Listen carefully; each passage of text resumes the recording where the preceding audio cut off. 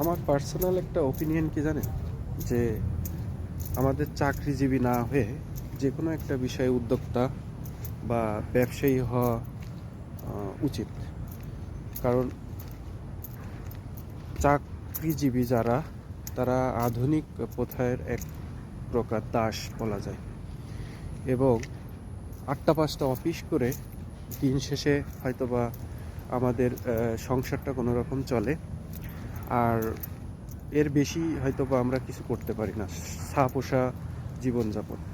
But আপনি যদি ব্যবসা করেন, বিজনেস করেন, তাহলে 1 লক্ষ টাকা ইনভেস্ট করে সেখানে মাসে 30,000 টাকা ইনকাম করা কোনো বিষয় না। কিন্তু সেটা করতে গেলে পুঁজি লাগবে, শ্রম লাগবে, মেধা লাগবে, এবং আপনার কঠোর অধ্যবসায় লাগবে। সেখানে কিন্তু আপনি 8টা 5টা অফিস করতে পারবেন না। সুতরাং আপনাকে আরও কঠোর পরিশ্রমী হতে হবে। তো এই বিষয়টা ভেবে দেখবেন যে আমরা আধুনিক দাসে পরিণত হব, নাকি আমরা ব্যবসা করে নিজেদের ভাগ্য পরিবর্তন করব। তো সুতরাং এই বিষয়টা আপনার পরিবার, আপনি নিজে এবং আপনার পরিবেশ পরিস্থিতি উপর নির্ভর করবে আপনি কি হবেন। ধন্যবাদ।